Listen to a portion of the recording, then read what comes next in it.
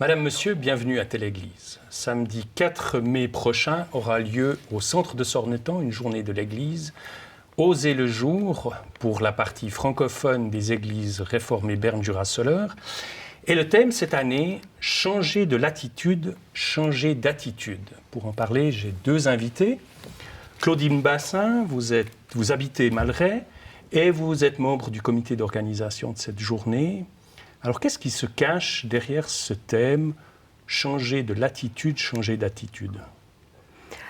L'idée est un peu venue que, tout d'abord, dans la réflexion que nous faisons, c'est toujours d'interpeller les gens quand même. C'est pas forcément de venir avec quelque chose de tout près, mais que les gens se posent des questions. Et puis, on est quand même dans une démarche où on se pose des questions par rapport aux relations nord-sud, aux relations sud-nord, avec tous les gens de la migration qu'il y a chez nous, et puis aussi avec les contacts dans le cadre des églises et dans le cadre missionnaire plus précisément. Alors, on y reviendra. Nicolas Monnier, vous êtes directeur de DM Échange et Mission, le service des églises protestantes romandes pour justement la mission, la formation, la coopération avec les églises outre-mer. Alors, cette thématique, j'imagine qu'elle vous intéresse particulièrement. Alors, elle correspond, elle exprime bien le mandat de DM Échange et Mission, qui est justement de nous mettre en relation, Église du Nord et Église du Sud, au travers de différents programmes de partenariat, mais aussi ce qu'on appelle l'échange de personnes. Et c'est très clair que de changer de latitude, en tout cas dans le cadre de l'échange de personnes, eh bien, ceci a forcément un impact sur la vie des personnes mêmes, et plus largement des communautés et de la société, et appelle à un changement d'attitude une fois qu'on a vécu un certain temps, par exemple, quelques mois ou plusieurs années, dans un tout autre contexte. Donc je trouve que ce slogan, effectivement, dit en tout cas quelque chose d'important en lien avec la mission de cette organisation. Alors nous aurons l'occasion d'y revenir, de voir aussi un peu le contenu de cette journée. Parmi les intervenants de cette journée, il y a un pasteur togolais, Espoir Azazi, et notre équipe, Nicolas Meyer, est allée à sa rencontre.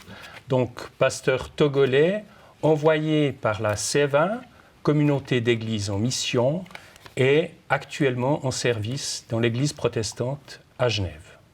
Je me trouve ici dans les locaux de l'église protestante de Genève en compagnie du pasteur de l'église évangélique presbytérienne du Togo, Espoir Adadji. Espoir Adadji, comment vous êtes arrivé ici à l'église protestante de Genève? C'est l'église protestante de Genève qui a demandé à avoir un pasteur du Sud et pour qu'il soit un regard extérieur et qu'il apporte ce regard du Sud, du partage de la foi. Et l'église a lancé la candidature qui a été publiée sur Internet et c'est la CEVA qui a porté ce projet. Est-ce que c'était une volonté de l'église protestante de Genève d'avoir un pasteur d'origine africaine? Oui.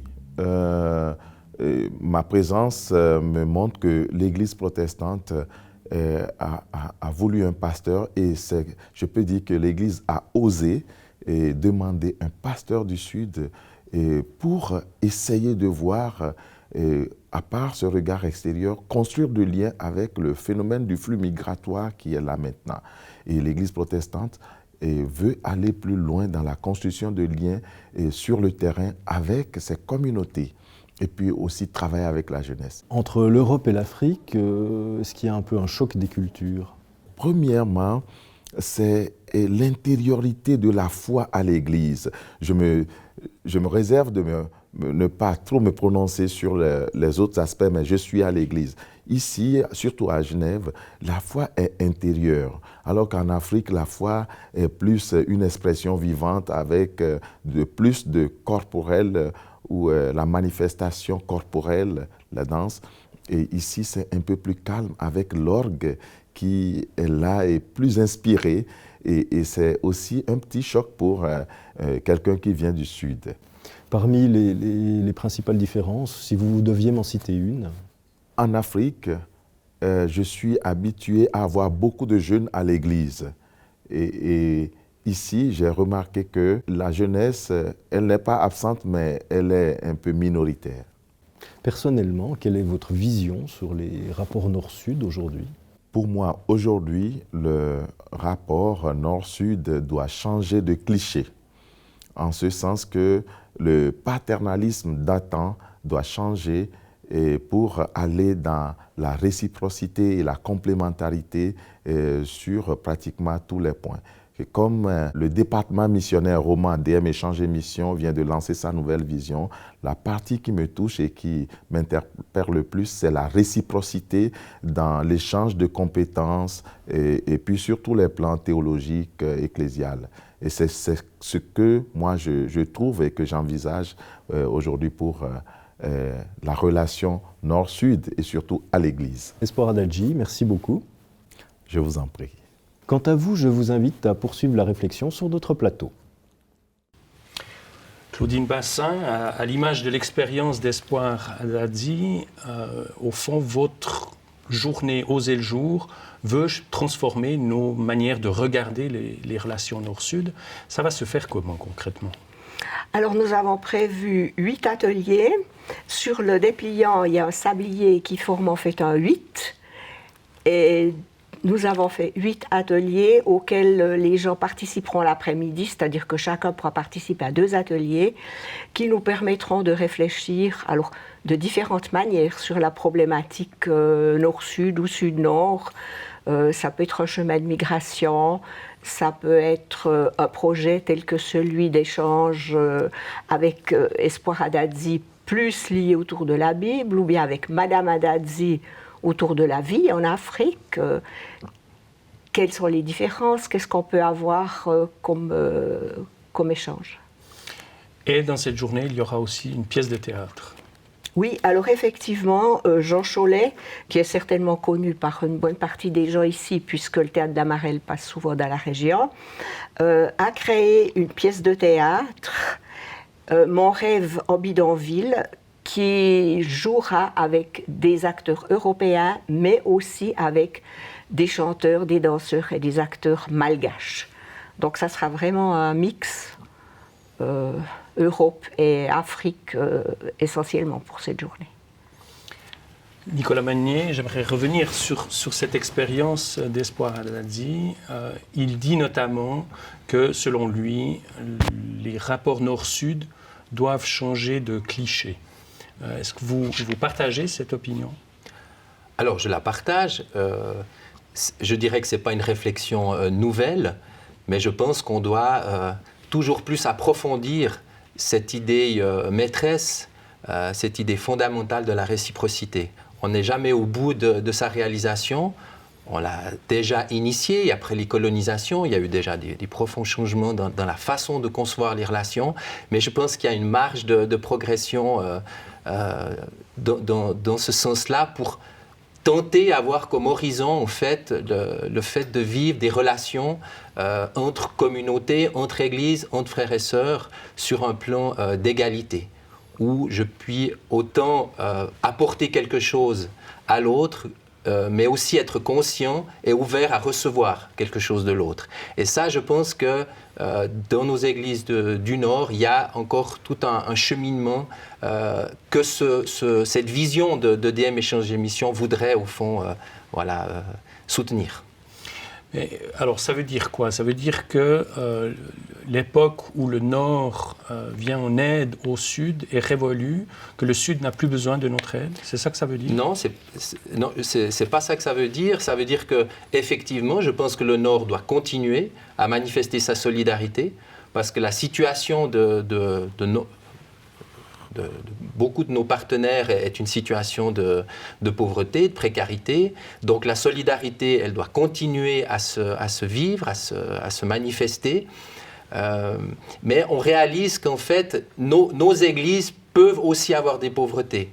Et que les partenaires du Sud peuvent, c'est à voir, cas par cas, mais peuvent aussi nous apporter des richesses qui peuvent venir en quelque sorte combler ou en tout cas nous aider là où on a besoin d'appui. Et au fond, ce que nous, on peut apporter aux partenaires du Sud, ce n'est pas nécessairement ce que les partenaires du Sud peuvent nous apporter. On doit chaque fois essayer de trouver, en fonction de nos nécessités, nos besoins, les nécessités et les besoins des partenaires du Sud, mais pour que chacun soit à la fois dans une dynamique du donner et du recevoir. Et l'idée, c'est vraiment de développer toujours plus cette vision-là. Claudine Bassin, cette idée au fond, que le Sud a des richesses à nous apporter, elle est au centre de cette journée, ou en tout cas elle est abordée dans la journée Oser le jour. Vous partagez cette vision? Vous pouvez vous imaginer cela? Pour moi, c'est évident. Alors, c'est clair que les richesses sont mal réparties, ne sont pas les mêmes chez nous et en Afrique. Mais moi, je pense aussi que c'est dans la mesure où on aura des relations de frères ou de sœurs et plus de parents et d'enfants qu'on va arriver à construire quelque chose ensemble. Parce que cet esprit de dépendance est de toute façon malsain pour les relations. Ça pourrait vouloir dire quoi, par exemple? Ça peut me dire qu'une église du Sud vit autrement, mais pour moi, j'ai aussi à découvrir le cheminement de cette église. Et pour moi, c'est tout un pas à faire, à voir pourquoi ils vivent ça autrement. Et puis c'est vrai que j'entends pouvoir participer à des cultes en Afrique. C'est infiniment plus joyeux, plus ouvert que ce qu'on vit chez nous.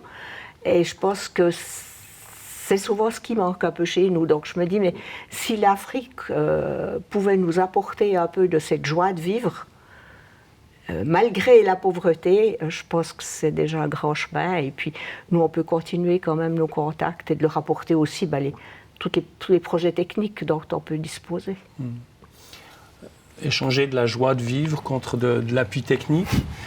C'est ça le modèle, ou bien il y a d'autres aspects de réciprocité que vous voyez? Voilà, alors à ce stade, on peut en citer un certain nombre, mais je pense que c'est aussi un chemin, un horizon ouvert. Hein. À partir du moment où on accepte d'entrer dans cette dynamique-là, j'espère, je crois qu'on va découvrir de nouvelles formes aussi de collaboration.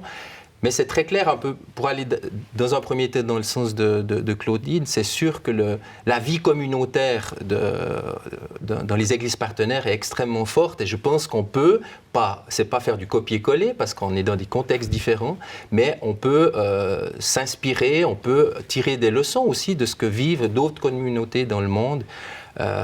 Par rapport à nos propres églises. Je pense qu'elles ont une force de témoignage aussi.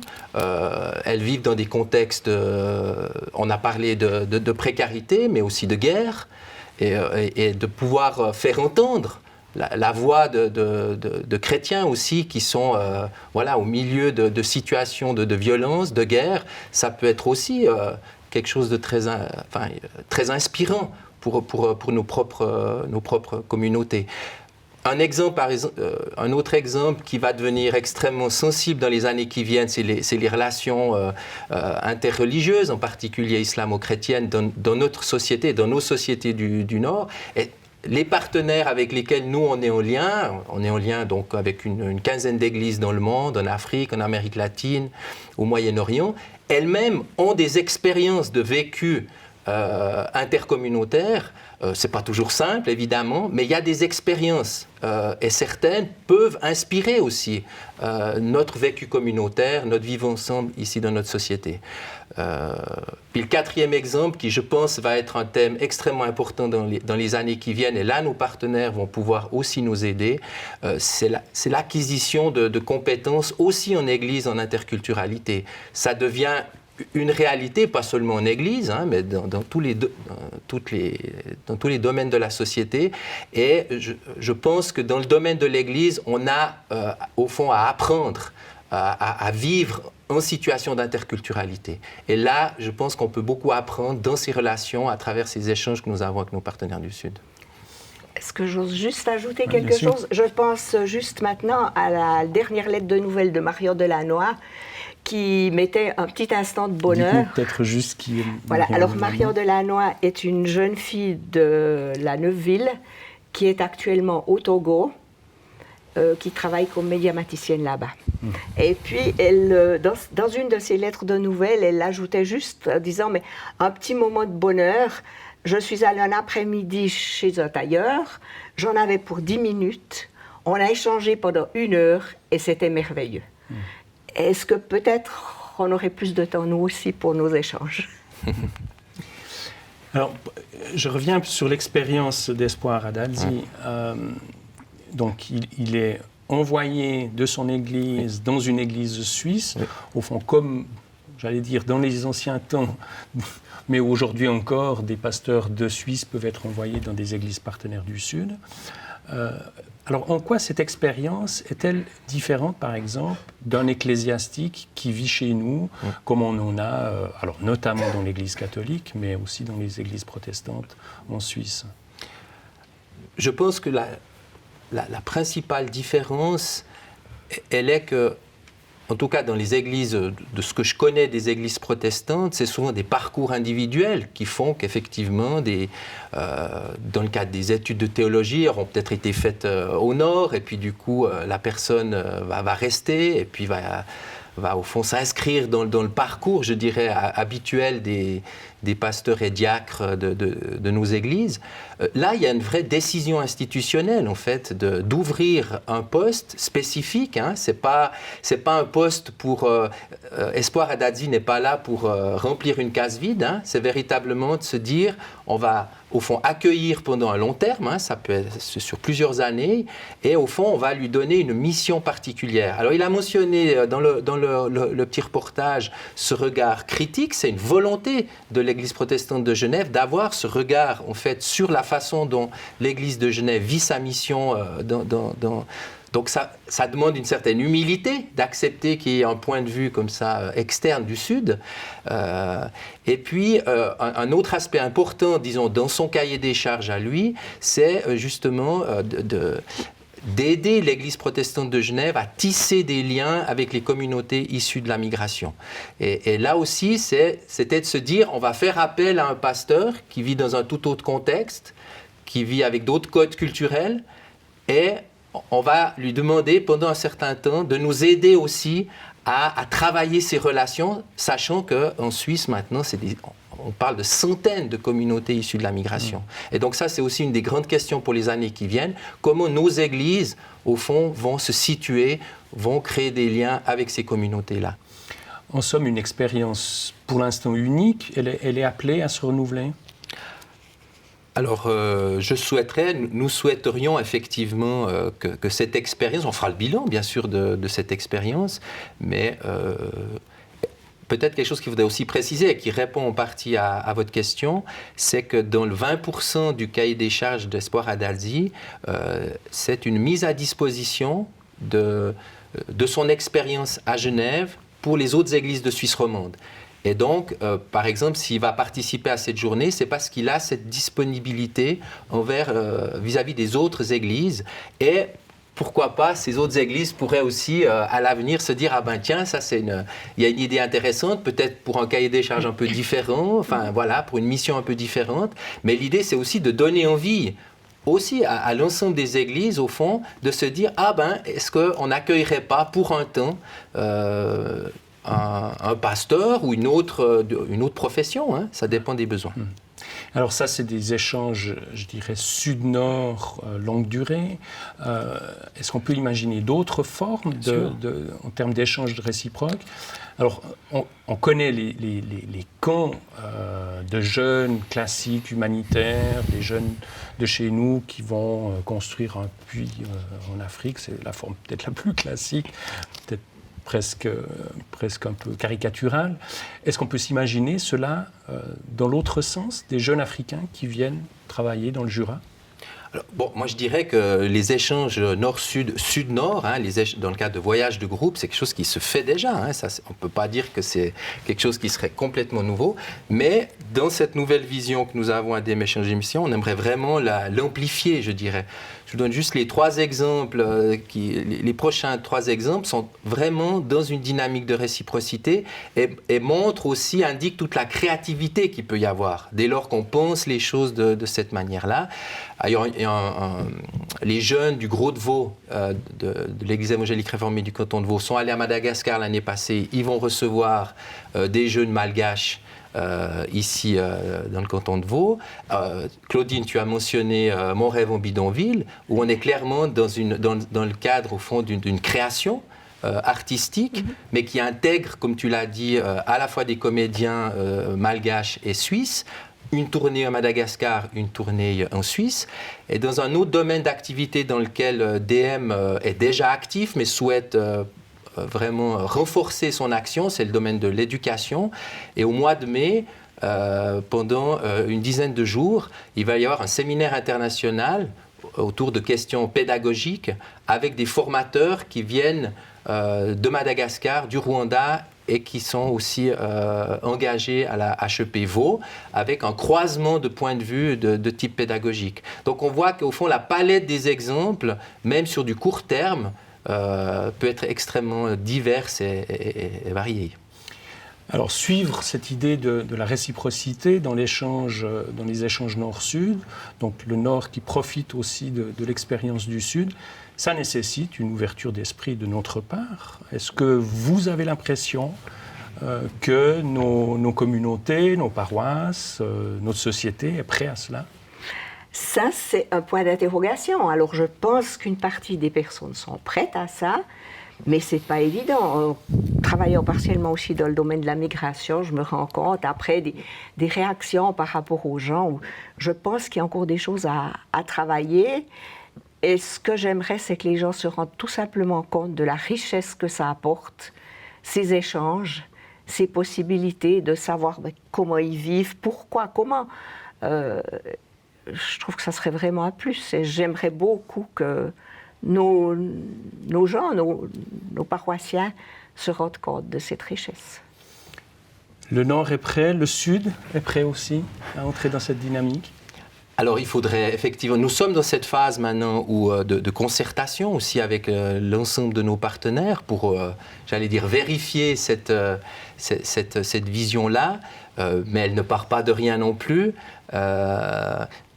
Je donne l'exemple, j'ai eu plusieurs fois des interpellations, vous vous appelez DM Échange Émission, mais dans Échange, on a plutôt l'impression que c'est plutôt un échange nord-sud. Qu'en est-il du sud-nord ? Je l'ai quand même régulièrement entendu. Donc on va le vérifier, on va discuter. Je pense qu'on doit aussi apprendre à exprimer nos besoins avec le partenaire. Dire qu'au fond, c'est peut-être pas automatique pour eux parce qu'on a fonctionné d'une certaine manière pendant longtemps, mais on doit aussi avoir l'humilité de lui dire, nous, dans notre situation telle qu'elle est aujourd'hui, on a besoin de vous. Et alors peut-être chez certains, ça peut paraître évident, puis peut-être pour d'autres, non. Donc il y a aussi tout un cheminement au fond à initier dans ce dialogue entre le Nord et le Sud. Alors voilà, la journée Oser le jour, le 4 mai, si nos téléspectateurs sont intéressés et voudraient y participer, comment ils font ? Alors, ils ont certainement dans leur paroisse des dépliants à disposition où ils peuvent passer par les secrétariats des paroisses, voilà. Il faut juste le tourner dans tous les sens pour... Donc mais c'est voulu. Voilà, c'est un 8 voulu, et c'est un sablier voilà. qui se tient dans les différents et sens. Puis oui. le plus facile, c'est de s'inscrire directement auprès du centre de Sornetan qui rassemble les inscriptions et puis ensuite l'organisation suivra. Mais nous nous réjouissons d'accueillir le plus de monde possible. On espère avoir beaucoup de succès et puis que les gens se laissent simplement interpeller et surprendre. Alors, on vous souhaite ce succès. Merci d'être venu, Claudine Bassin, pour cette discussion. Merci aussi à Nicolas Monnier et bon vent dans cette nouvelle stratégie au DM Échange Émission. Merci. Et vous aussi, merci de nous avoir suivis dans notre magazine Télé-Église. Au plaisir de vous y retrouver. Portez-vous bien et à bientôt.